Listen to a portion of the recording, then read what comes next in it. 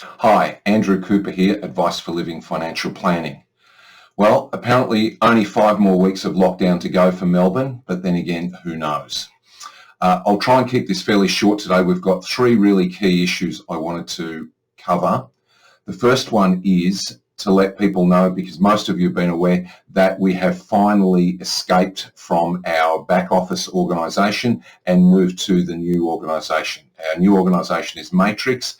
We were finally released by our old organisation yesterday. Thankfully, it's been a very, very painful process and not one we would care to repeat. But our new organisation so far, and we've been working with them for probably about a month in preparation, have been absolutely fabulous. So that's great.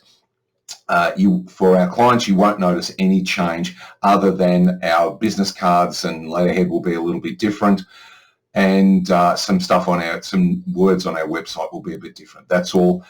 One change I do hope you will notice is that when we get all our data transferred over to the new industry standard software, then hopefully our reports should be a lot more accurate and a lot more useful. So that's that was one of the reasons we moved. So that's one thing we're happy about. In terms of that move, we are, unfortunately, because the organisation we left delayed our departure, it meant that we missed our slot in terms of having our data transferred over to, as I say, the new industry standard software. And so that won't happen until next week. So unfortunately, for the rest of this week, we will be able to access your investments directly via the websites, as it were. So if you're in OnePath or NetWealth or Colonial First State or something like that, then we'll be able to go to those websites to check anything. But in terms of your client files, as it were, we won't have access to them until probably this time next week. So hopefully that will be okay. But we're still obviously open for business, but it's just that information we won't be able to generally access. Second thing is that I wanted to say, again, a huge thank you to those of you who we had to get all of those quick run of advice documents done. Thank you so much to everyone for being so cooperative in getting through those advice documents very, very quickly and getting them signed and all of that sort of stuff. That was great, and that certainly speeded up our departure.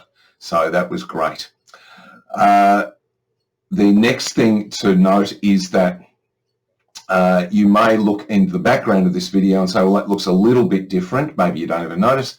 I'm in fact talking to you from our home. Now, we have been working from home for quite some weeks, and in fact throughout the year we realise we've only been at the office about three months for the entire year. So as a result, we've taken the decision to surrender our office at Diamond Creek and to move our business full-time to our home here in Rosanna. So we won't be moving back to Diamond Creek when the lockdown finishes. We've already given notice and moved everything out. So if you need anything, as I say, the important thing is our phone number won't change, our emails don't change. We still have our post box at Diamond Creek, PO Box 488 in Diamond Creek, but we also have, which we've had for some years, a post box at Rosanna, PO Box 488, same number, 488 in Rosanna. Postcode there is 3084. We will send details of the new location. So what we'll be doing is that for those of you who, when we go to have reviews, we'll certainly be offering the option of either you're welcome to pack a cut lunch and come down all the way down to Rosanna. It's only 15 minutes from Diamond Creek, and we have quite plenty of space here for our meetings, and we've got a very nice coffee machine. So you're welcome to do that. Also, of course, if you want, we could meet you somewhere neutral, or if need be, we can come to your home. Or, of course, lastly, which we've done for some of you during the lockdown, is to have virtual meetings through Zoom or something like that. So we're happy to accommodate people in any way. As I say, we just felt it seemed silly start paying for an office that we were never going to be at. And the other issue was, of course, we just weren't sure when the lockdown will finish and if there'll be more lockdowns, and because we were sharing the space with some other people, what if something goes wrong with one of them? We just couldn't control the environment. So we've come home. It seems to work quite well. We've spoken with a number of people already about it, and most people seem pretty happy. So that is the that's our key business issues. If you've got any concerns, do please give us a call. As I say, our phone number and email are exactly the same. The final thing, I just wanted to give a bit of an update on markets. And I know when I did that big run of reviews through August and July, we talked to some people about catching up after the lockdown to look at a rebalance. My picture on markets around the world at the moment is that it is still very uncertain. I think the key thing seems to be whether or not and or how soon a vaccine is found for this virus, or if it mutates and becomes less virulent, or if some herd immunity does begin to show itself.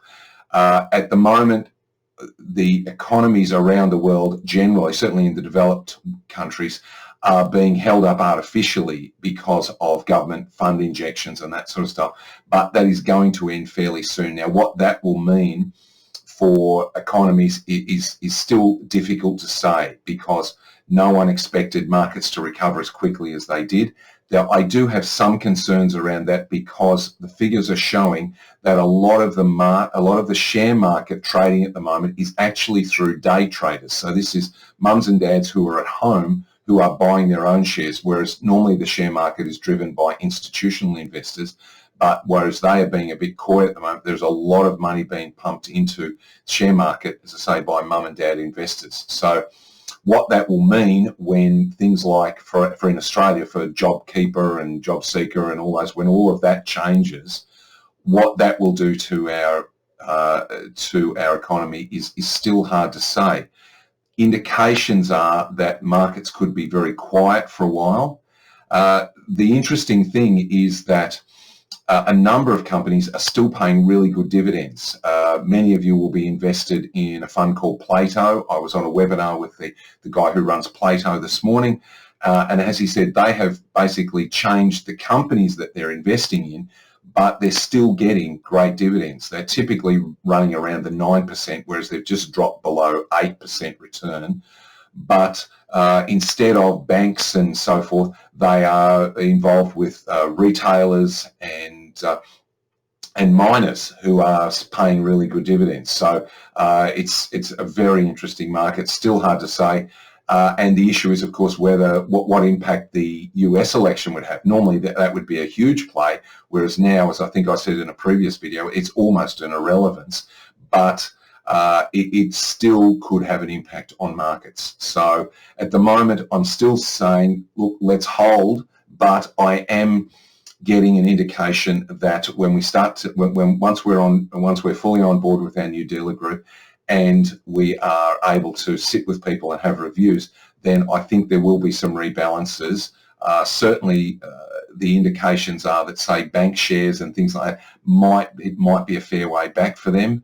But it's hard to say. I'm certainly not recommending that, but we'll be looking at making some alterations to people's portfolios, quite possibly in the area of commercial property and things like that. But I know I foreshadowed that with a number of people. So anyway, this video has gone on more than long enough. It is coming up to 9 minutes, and that's far too long for anyone to listen to me. So as I said, working from home now, we'll send you details and we'll keep in touch. Any problems, any concerns, do please feel free to give Alison or myself or Lisa or Marlene a call. Thanks so much.